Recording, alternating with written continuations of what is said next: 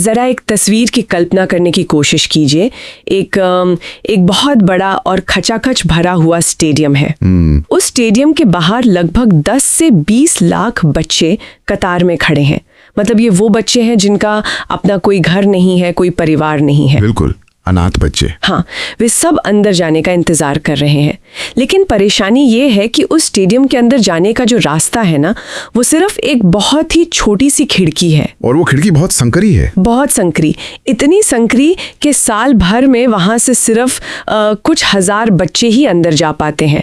बाकी के जो लाखों बच्चे हैं वो वहीं बाहर उसी कतार में खड़े खड़े बड़े हो जाते हैं। ये तस्वीर हकीकत में बहुत ही बेचैन करने वाली है। और दुर्भाग्य से अगर हम देखें तो भारत में अनाथ बच्चों और उन्हें गोद लेने की प्रक्रिया की यही जमीनी सच्चाई है। ठीक है, तो आइए इसे गहराई से समझते हैं। आज की इस चर्चा में हम एक बहुत ही खास कहानी का विश्लेषण कर रहे हैं। ये विश्लेषण डिजिटली सक्सेस नामक YouTube चैनल के एक वीडियो ट्रांसक्रिप्ट पर आधारित है, जिसमें आशीष गुप्ता की कहानी है। बिल्कुल।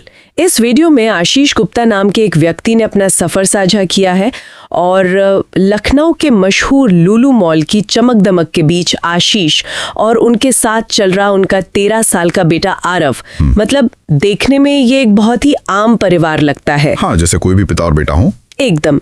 लेकिन आरव, जिसका पुराना नाम सोनू कुमार था, वो सिर्फ 3 महीने पहले तक झारखंड के साहिबगंज के एक अनाथालय में रह रहा था और आशीष एक सिंगल फादर है, यानी अकेले पिता है। सही कहा। तो आज की हमारी इस चर्चा का जो मुख्य मिशन है वो ये समझना है कि भारत में गोद लेने की जो प्रक्रिया है, जिसे हम आमतौर पर एक बहुत ही नेक काम मानते हैं, वो असल में कागजों और नियमों के जाल में कितनी उलझी हुई है। और खासकर एक अक्री उरुष द्वारा एक किशोर को, यानी टीनेजर को गोद लेने का जो सफर है, वो किन मनोवैज्ञानिक चुनौतियों से गुजरता है। हाँ, तो जब हम इस विषय पर बात करते हैं तो सबसे पहले उन आंकड़ों को समझना होगा जिनका जिक्र मैंने अभी उस स्टेडियम वाले उदाहरण में किया था। देखिए, भारत के अनाथालयों में, जिन्हें हम चाइल्ड केयर इंस्टीट्यूशंस कहते हैं, वहाँ करीब 10 से 20 लाख बच्चे हैं। मतलब ये कोई छोटा नंबर नहीं है। 10 से 20 लाख, बाप रे। हाँ, लेकिन जो बात सबसे ज्यादा चौंकाती है वो ये है कि पूरे भारत में हर साल केवल 4500 के आसपास बच्चे ही गोद लिए जाते हैं। बस 4500? मतलब 10-20 लाख बच्चों में से सिर्फ इतने से? सिर्फ इतने ही। ये असंतुलन इतना बड़ा क्यों है? श्रोताओं के मन में ये सवाल आ सकता है कि इतने सारे बच्चे एक छत का इंतजार कर रहे हैं और समाज में ऐसे अनगिनत लोग हैं जो माता पिता बनना चाहते हैं, तो फिर ये गणित कहाँ गलत हो रहा है? इस भारी अंतर के पीछे 2 बहुत बड़ी वजह हैं। पहली वजह है मनोवैज्ञानिक। हमारे समाज में ज्यादातर लोग जब अडॉप्शन के बारे में सोचते हैं तो उनके दिमाग में एक 0 से 2 साल के स्वस्थ गोल मटोल बच्चे की छवि होती है। हाँ, हर कोई एक नवजात शिशु चाहता है जो एकदम छोटा सा हो। बिल्कुल। और इसी एक विशिष्ट चाहत की वजह से छोटे बच्चों के लिए वेटिंग लिस्ट 5-5 साल तक लंबी हो जाती है। 5 साल का इंतजार? हाँ, और जो बड़े बच्चे हैं वो वहीं अनाथालयों में इंतजार करते करते और बड़े हो जाते हैं। और दूसरी सबसे बड़ी वजह है कारा के नियम। कारा यानी सेंट्रल अडॉप्शन रिसोर्स अथॉरिटी। जी हाँ। हाँ, अगर हम आशीष के सफर को देखें तो उन्होंने बताया कि उन्होंने 2013 में स्टेट अडॉप्शन के जरिए कोशिश शुरू की थी। तब सचिवालय से काम होता था। पुराना सिस्टम था तब। फिर 2020 में उन्होंने कारा का फॉर्म भरा जो कैंसिल हो गया और अंततः 25 मार्च 2025 को जाके उनकी ये तलाश पूरी हुई। मतलब एक इंसान 12 साल तक सिर्फ एक बच्चे को घर लाने के लिए सिस्टम से लड़ रहा था। 12 साल एक बहुत लंबा अरसा होता है। इस तो किसी को भी अंदर से तोड़ देने के लिए काफी है। क्या सच में ये कागजी प्रक्रिया इतनी जटिल होनी चाहिए? देखिए, ये एक बहुत ही जटिल बहस है। कारा के जो नियम हैं वो रातों रात ऐसे नहीं बने हैं। इसके पीछे अतीत की कई ऐसी घटनाएं हैं जहां गोद लिए गए बच्चों के साथ दुर्व्यवहार हुआ या उन्हें गलत हाथों में सौंप दिया गया। सेफ्टी का इशू। बिल्कुल। इसलिए कारा का पहला उद्देश्य बच्चे को जल्द से जल्द घर दिलाना नहीं है, बल्कि बच्चे की 100% सुरक्षा सुनिश्चित करना है। सही बात है। लेकिन यह भी सच है कि यही सुरक्षा चक्र इतना ज्यादा सख्त हो चुका है कि यह पूरी प्रक्रिया को बहुत धीमा या कहूं तो पंगु बना देता है। यहाँ एक बहुत ही दिलचस्प बात सामने आती है। जब आशीष ने फॉर्म भरा तो उन्हें पता चला कि कारा के नियमों के अनुसार एक सिंगल फादर यानी अकेला पुरुष केवल लड़के को ही गोद ले सकता है। हाँ, ये नियम काफी सख्त है। मतलब वह किसी बच्ची को गोद नहीं ले सकता, जबकि अगर कोई सिंगल फीमेल आवेदन करती है तो वो लड़के या लड़की दोनों में से किसी को भी चुन सकती है। और इसके अलावा माता पिता और बच्चे की उम्र के बीच कम से कम 22 साल का अंतर होना अनिवार्य है। ये सब नियम मुझे थोड़ा हैरान करते हैं। मैं समझाता हूँ। यहाँ जो बात सबसे दिलचस्प है वो ये है कि नीतियाँ और कानून कभी भी समाज की सोच से अलग नहीं होते। मतलब समाज का आईना होते हैं। बिल्कुल, वे अक्सर समाज के गहरे डरों का ही एक संस्थागत रूप होते हैं। एक अकेले पुरुष को बच्ची गोद देने में जो हिचकिचाहट नियमों में दिखती है ना, वो असल में समाज में बच्चियों की सुरक्षा को लेकर बैठे हुए उसी डर का परिणाम है जिसे हम रोजमर्रा की खबरों में देखते हैं। मतलब सिस्टम ये मानकर चलता है कि एक अकेली महिला सुरक्षित है, लेकिन पुरुष के मामले में जोखिम नहीं लिया जा सकता। हाँ, सिस्टम रिस्क नहीं लेना चाहता।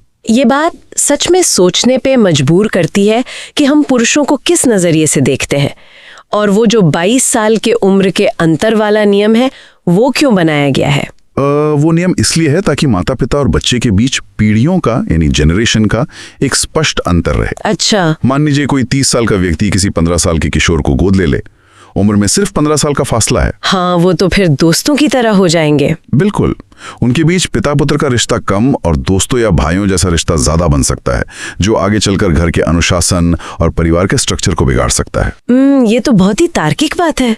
मैंने इस पहलू से सोचा ही नहीं था। नियम बहुत सोच समझकर बनाए गए। अच्छा, दस्तावेजों की बात करें तो आशीष ने एक HSR यानी होम स्टडी रिपोर्ट का जिक्र किया था। मुझे तो लगा कि ये शायद सिर्फ एक फॉर्म होगा जहाँ आपको अपनी आमदनी भरनी होती होगी। नहीं, HSR बहुत विस्तृत होता है। वही तो। उन्होंने बताया कि इस पूरी प्रक्रिया में लगभग 60 से 70 हजार रुपए का खर्च आता है। एक पूरी टीम आपके घर आती है। हाँ, बाकायदा निरीक्षण होता है। आपकी salary slip, income certificate, ITR, health certificate सब खंगाला जाता है। और तो और वे आपके पड़ोसियों से भी आपके बारे में पूछताछ करते हैं। मतलब ये तो किसी खुफिया जांच जैसा लगता है। देखिए, ये जांच इसलिए जरूरी है क्योंकि वे सिर्फ ये नहीं देख रहे कि आप अमीर हैं या नहीं, वे मोटिवेशन फॉर अडॉप्शन खोज रहे हैं। मतलब नियत देख रहे हैं। बिल्कुल, वे ये समझना चाहते हैं कि एक अकेला आदमी अचानक एक बच्चे को क्यों गोद लेना चाहता है। क्या वो सच में पिता बनना चाहता है या इसके पीछे कोई और मकसद है? बाप रे, पड़ोसियों से भी पूछना पड़ता है। पड़ोसियों से बात करने का मकसद घर के बाहर के माहौल को समझना होता है।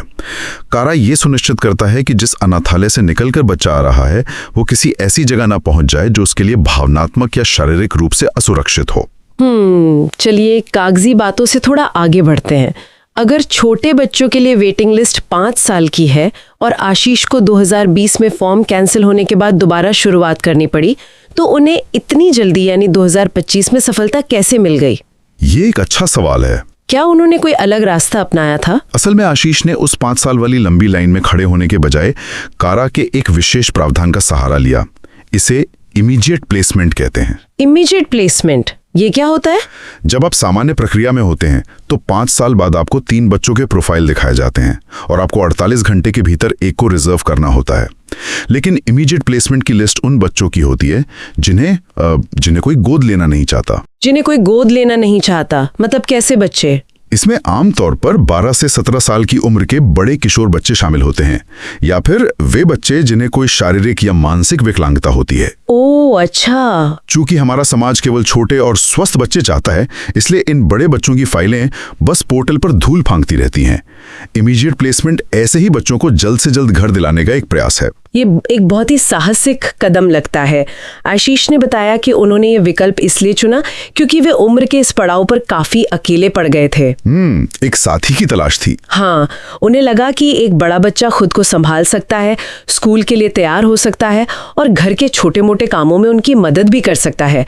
चूंकि वे अकेले रहते हैं और नौकरी भी करते हैं, तो एक नवजात शिशु की 24 घंटे देखभाल करना उनके लिए व्यावहारिक नहीं था। उनका ये नजरिया बहुत ही यथार्थवादी है। भावनाओं में बहकर कोई फैसला लेने के बजाय उन्होंने अपनी हकीकत को समझा। लेकिन जब आशीष ने इस इमीडिएट प्लेसमेंट की लिस्ट देखी ना, तो पूरे देश में उनके मापदंडों पर खरे उतरने वाले केवल 2-3 बच्चे ही उपलब्ध थे। हाँ, उन्होंने उन विकल्पों के बारे में बताया था। एक बच्चा पटना का था, लेकिन पता चला कि वो पहले भी अनाथालय से भाग चुका था, इसलिए आशीष ने वो जोखिम नहीं लिया। जाहिर है एक सिंगल पेरेंट के लिए वो रिस्क बहुत बड़ा था। दूसरा विकल्प उड़ीसा के जुड़वा बच्चों का था, जिनकी उम्र 12 और 17 साल थी। आशीष ने बताया कि वे दोनों बच्चे पढ़ाई में बहुत होशियार थे, लेकिन फिर भी उन्होंने उन्हें रिजेक्ट कर दिया। मैं सोच रही थी कि क्यों, अगर बच्चे होशियार थे तो उन्हें क्यों नहीं चुना। अगर हम इसे एक बड़े चित्र से जोड़कर देखें तो जुड़वा बच्चों, विशेषकर जिनकी उम्र 17 साल हो चुकी हो, उन्हें अपनाना एक बहुत बड़ी चुनौती है। अच्छा, कैसे? उन दोनों का आपस में एक बहुत ही मजबूत बंधन बन चुका होगा। ऐसे में एक बाहरी व्यक्ति, वो भी एक सिंगल फादर के रूप में, उनके बीच अपनी जगह कैसे बनाएगा? ये बात तो है। और इसके अलावा 17 साल का बच्चा कुछ ही महीनों में कानूनी रूप से बालिग हो जाएगा, 18 का हो जाएगा। उसकी अपनी पूरी एक जिंदगी और सोच बन चुकी होती है। समझ गई। और फिर तीसरा विकल्प था झारखंड का सोनू कुमार, जिसे अब हम आरव बुलाते हैं। उसकी उम्र 12-13 साल के आसपास थी। हाँ, जिसे आशीष ने अंततः चुना। आशीष ने उसे इसलिए चुना क्योंकि वो उस छोटी सी लिस्ट में सबसे कम उम्र का था। श्रोताओं के मन में अक्सर ये सवाल आ सकता है कि हम हमेशा गोद लेने का मतलब गोद में खेलने वाला बच्चा ही क्यों मानते हैं?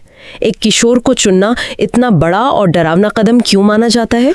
क्योंकि हमारे समाज में पेरेंटिंग को एक कलाकारी की तरह देखा जाता है, जहां माता पिता एक ब्लैंक स्लेट यानी एक कोरी स्लेट चाहते हैं। कोरी स्लेट मतलब सब कुछ अपने हिसाब से लिखना चाहते हैं।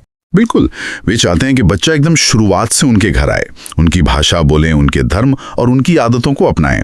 लेकिन जब आप एक 13 साल के बच्चे को घर लाते हैं तो वो ब्लैंक स्लेट नहीं होता। बिल्कुल नहीं, वो अपनी एक पूरी कहानी लेकर आता है। हाँ। उसकी अपनी पक्की आदतें होती हैं, उसका अपना एक अतीत होता है, और सबसे बड़ी बात, उसके अपने ट्रॉमा या आघात होते हैं। 13 साल तक बिना परिवार के रहने का जो दर्द होता है, वो बच्चे के व्यवहार में कहीं ना कहीं छपता है। उसे नजरअंदाज नहीं किया जा सकता। ऐसे बच्चे को अपने सांचे में ढालना नहीं, बल्कि पहले उसके सांचे को समझना पड़ता है। और सच कहूं तो ये मेहनत हर कोई नहीं करना चाहता। और ये मेहनत सिर्फ कागजों पर नहीं होती। आशीष की कहानी में जो मोड़ मुझे सबसे ज्यादा हैरान कर गया, वो तब आया जब बच्चा सच में घर आया। जमीनी हकीकत हमेशा अलग होती है। हाँ, 4 मई को आशीष ने बच्चे को रिजर्व किया था और 27 मई को उसे प्री एडॉप्शन फॉस्टर केयर के तहत घर लाया गया। ये प्री एडॉप्शन फॉस्टर केयर क्या होता है? ये कानूनी अडॉप्शन से पहले का 1 महीने का एडजस्टमेंट पीरियड होता है। सरकार तुरंत बच्चा हमेशा के लिए नहीं सौंप देती। अच्छा, एक ट्रायल पीरियड जैसा। हाँ, एक तरह से। पहले वो देखते हैं कि क्या बच्चा और माता पिता एक छत के नीचे साथ रह भी पा रहे हैं या नहीं। 1 महीने बाद डिप्टी कमिश्नर यानी डीसी और चाइल्ड वेलफेयर कमेटी दोनों का इंटरव्यू लेती है। उसके बाद ही फाइल आगे बढ़ती है। और इसी 1 महीने के दौरान जमीनी हकीकत ने आशीष को पूरी तरह झकझोर कर रख दिया। मतलब जब आरव उनके पास आया तो उसकी जो MER यानी मेडिकल एग्जामिनेशन रिपोर्ट थी, वो सच में डराने वाली थी। हाँ, रिपोर्ट बहुत खराब थी। जरा सोचिए, 13 साल की उम्र में एक किशोर का वजन केवल 30 किलो था। 30 किलो? ये तो बहुत ही गंभीर कुपोषण है। देखिए, ये सिर्फ कुपोषण नहीं है। संस्थागत जीवन यानी एक ऑर्फनेज में इतने सालों तक पलने का जो असर होता है, वो उस 30 किलो के वजन में साफ दिखता है। ये सिर्फ खाने की कमी नहीं होती। तो फिर क्या होता है? ये व्यक्तिगत ध्यान और देखभाल की कमी का नतीजा होता है। जब कोई आपको प्यार से खाना खिलाने वाला न हो तो शरीर का विकास भी रुक सा जाता है। और बात सिर्फ वजन की नहीं थी। आशीष को पता चला कि आरव को टीबी है, ट्यूबरकुलोसिस, जो कि बहुत संक्रामक हो सकता है। उसके पैर में 7-8 महीने पुराना एक इन्फेक्शन था, जिसका सही से इलाज ही नहीं हुआ था। इस इन्फेक्शन की वजह से वो 13 साल का बच्चा ठीक से चल भी नहीं पाता था, लड़खड़ा कर चलता था। दर्दनाक है। आशीष ने बताया कि जब वो घर आया तो उसमें बिल्कुल ऊर्जा नहीं थी। वो दिन भर बस एक जगह लेटा रहता था या बैठा रहता था। एक सिंगल पिता के लिए, जिसने एक स्वस्थ साथी की उम्मीद की थी, ये स्थिति कितनी भारी रही होगी। बहुत बड़ा झटका रहा होगा उनके लिए। वे हर दूसरे दिन उसे लेकर अस्पताल के चक्कर काट रहे थे। यहाँ तक कि बचाव के तौर पर आशीष को खुद भी 3 महीने तक टीबी की प्रिवेंटिव दवा खानी पड़ी, ताकि उन्हें इन्फेक्शन ना हो जाए। यही वो जगह है जहाँ अडॉप्शन का असली मतलब समझ आता है। ये कोई चैरिटी का विज्ञापन नहीं है जहां आप एक मुस्कुराते हुए बच्चे के साथ फोटो खिंचवा लें। बिल्कुल सही कहा आपने। ये एक इंसान की पूरी जिम्मेदारी लेना है, उसकी बीमारियों की, उसके दर्द की, उसके अतीत की। आशीष का खुद टीबी की दवा खाना और उस बच्चे के इन्फेक्शन का इलाज करवाना, ये एक पिता होने की सबसे सच्ची परीक्षा थी। और उस परीक्षा का परिणाम देखिए, सिर्फ 3 महीने बीते हैं। जो बच्चा ठीक से खड़ा नहीं हो पाता था, आज वो चल रहा है। अरे वाह। वो साइकिल चलाना सीख रहा है, वो घर के कामों में, साफ सफाई में आशीष की मदद करता है। ये देखना सच में अद्भुत है कि एक घर का सुरक्षित माहौल, अच्छा खाना और किसी का प्यार सिर्फ 90 दिनों में एक कुपोषित और बीमार बच्चे के अंदर कितनी जान फूंक सकता है। इंसानी शरीर और दिमाग की यही सबसे बड़ी खासियत है। जब बच्चे को लगता है कि अब उसे हर दिन अपने वजूद के लिए संघर्ष नहीं करना पड़ेगा, उसे सिक्योरिटी महसूस होती है। हाँ, जब उसे ये भरोसा होता है कि कल सुबह उसे खाना मिलेगा और कोई उसका ख्याल रखेगा, तो उसका शरीर भी रिकवर होने लगता है। स्वास्थ्य में सुधार तो हो गया, लेकिन इसके बाद एक और ऐसा पहाड़ सामने था जिसे पार करना शायद सबसे मुश्किल काम था। शिक्षा और सामाजिक पहचान। 13 साल के बच्चे को पढ़ाना आसान नहीं है। आशीष ने बताया कि 13-14 साल की उम्र होने के बावजूद आरव पढ़ाई में बहुत ही ज्यादा कमजोर था। उसका शैक्षिक स्तर केवल ABCD पढ़ने तक सीमित था। उसे हिंदी के कुछ बुनियादी अक्षर जैसे भ और ड में फर्क ही समझ नहीं आता था। ये एक बहुत बड़ी और आम समस्या है संस्थानों में रहने वाले बच्चों के साथ। अनाथालयों में बच्चों को अक्सर उम्र के हिसाब से कक्षाओं में बैठा तो दिया जाता है, लेकिन ये कोई सुनिश्चित नहीं करता कि वो कुछ सीख भी रहे हैं या नहीं। लेकिन आशीष पीछे नहीं हटे। उन्होंने आरव को सीधा 6ठी कक्षा में एडमिशन दिलवा दिया। 6th ग्रेड में। हाँ, और अब वे रोजाना अपने काम के बाद उसे 1 घंटे से ज्यादा समय तक खुद पढ़ाते हैं। आशीष ने बताया कि अब आरव इंग्लिश में अपना छोटा सा इंट्रोडक्शन देने की कोशिश करने लगा है। बहुत बड़ी बात है। उसने अपना 12 अंकों का आधार नंबर और घर का पूरा पता रट लिया है। ये एक पिता की मेहनत ही तो है, लेकिन पढ़ाई से भी बड़ा एक और सिरदर्द था जिसके बारे में कोई बात नहीं करता। कागजी दुष्स्वप्न। ओह हाँ, पेपर वर्क। भारत में नाम बदलवाना और जन्मतिथि ठीक करवाना किसी जंग लड़ने से कम नहीं है। बिल्कुल। सोनू कुमार से नाम बदलकर आरव गुप्ता करने के लिए आशीष को कितनी भागदौड़ करनी पड़ी। उन्हें फॉर्म जमा करने के लिए दिल्ली तक जाना पड़ा, गैजेट पब्लिकेशन करवाना पड़ा, और उसमें बहुत समय और पैसा लगता है। और सबसे बड़ी बात, आरव के पुराने आधार कार्ड और बर्थ सर्टिफिकेट में जन्म की तारीख में 2 साल का अंतर था। ये छोटी छोटी बातें एक इंसान को अंदर तक थका देती हैं। ये प्रशासनिक कमियां ही हैं जो अक्सर लोगों को बड़े बच्चों को गोद लेने से हतोत्साहित करती हैं। लोग सोचते हैं कि कौन इस झमेले में पड़ेगा, लेकिन इस पूरी कागजी और शैक्षिक जद्दोजहद के बीच आरव का अपना व्यवहार कैसा है, ये समझना सबसे जरूरी है। हाँ, तो इस सब का क्या मतलब है? एक बच्चा जो इतना कुछ झेल चुका है, वो नए घर में कैसे रहता है? आशीष ने जो बताया वो बहुत चौंकाने वाला था। क्या बताया उन्होंने? आरव बहुत ही ज्यादा शांत रहता है। वो आम किशोरों की तरह कोई बदमाशी नहीं करता। वो कभी किसी खिलौने, कपड़े या बाहर खाने की कोई डिमांड नहीं करता। बिल्कुल कोई डिमांड नहीं। कोई डिमांड नहीं। पढ़ाई में कमजोर होने के बावजूद आशीष ने कहा कि अगर आप 50 बच्चों को एक लाइन में खड़ा कर दें तो दुनियादारी, ऑब्जर्वेशन और समझदारी में आरव नंबर 1 पर आएगा। आशीष ने उसकी तुलना सड़क पर रहने वाले बच्चों से की है जिनके अंदर एक सर्वाइवल इंस्टिंक्ट होता है। वे किसी भी नए माहौल में, किसी भी नए इंसान के साथ बहुत जल्दी ढल जाते हैं। क्या ये सिर्फ उसकी समझदारी है? देखिए, यह सिर्फ समझदारी नहीं है, इसके पीछे मनोविज्ञान की एक बहुत गहरी परत है। जब कोई बच्चा 13 साल तक बिना परिवार के अलग अलग संस्थानों में पला बड़ा हो तो वो सर्वाइवल मोड में जीना सीख जाता है। सर्वाइवल मोड मतलब जिंदा रहने की जद्दोजहद। हाँ, उसका ये शांत रहना, कोई डिमांड न करना, ये परिपक्वता से ज्यादा इस बात का डर हो सकता है कि कहीं अगर उसने कोई गलती की या कुछ मांगा तो ये नया परिवार, ये नया पिता भी उसे वापस उसी अनाथालय में न भेज दे। ओह, मतलब वो अच्छा बनने की कोशिश कर रहा है ताकि उसे निकाल ना दिया जाए। अब ये बात तो दिल तोड़ने वाली है। ये अनाथ बच्चों में बहुत आम है। वे खुद को लो मेंटेनेंस रखने की कोशिश करते हैं।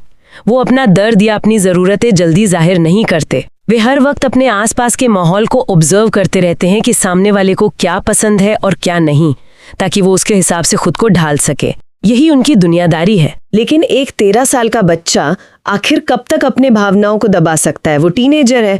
कुछ तो बदलाव आते होंगे उसके बिहेवियर में। हाँ बिल्कुल। और इसी जगह पर मुझे आशीष का पेरेंटिंग का नजरिया सबसे बेहतरीन लगा।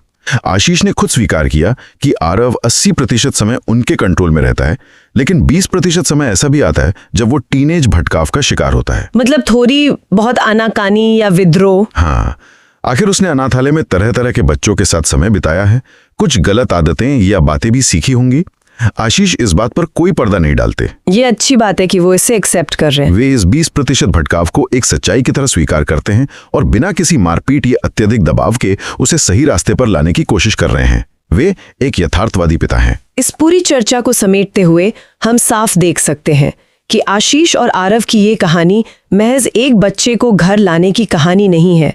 ये भारत की उस जटिल नौकरशाही और कारा की उस थका देने वाली प्रक्रिया के खिलाफ एक जीत है। बिल्कुल। लेकिन उससे भी बड़ी बात, ये हमारे समाज की उस मानसिकता को एक सीधी चुनौती देती है जो परिवार का मतलब सिर्फ अपना खून मानती है, या जो केवल एक नवजात शिशु को ही अपने सांचे में ढालना चाहती है।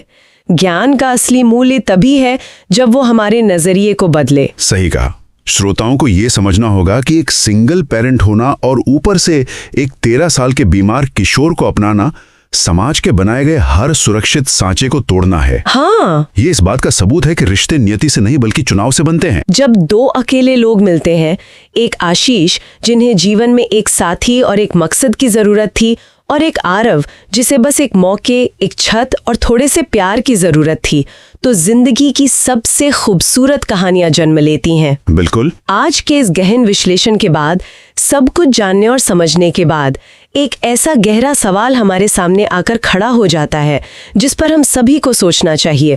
अगर एक 13 साल का बच्चा जिसने अपने जीवन के सबसे बुरे दौर देखे हैं, जिसने गंभीर बीमारी झेली है, भारी उपेक्षा सही है, माफ कीजिएगा, जिसने भारी उपेक्षा सही है, अगर वो बच्चा अपने नए पिता के साथ एडजस्ट करने के लिए इतनी मेहनत कर सकता है, इतनी समझदारी दिखा सकता है, तो हमारा समाज क्यों डरता है? हाँ, तो हमारा ये पढ़ा लिखा समाज बड़े बच्चों को गोद लेने से इतना क्यों डरता है? क्या पेरेंटिंग का मतलब सिर्फ एक खाली कैनवस पर अपनी मर्जी का चित्र उकेरना भर है, या फिर पहले से बनी हुई किसी उलझी हुई, बिखरी हुई पेंटिंग को अपने प्यार और धैर्य से संवार कर एक मास्टरपीस बनाना है?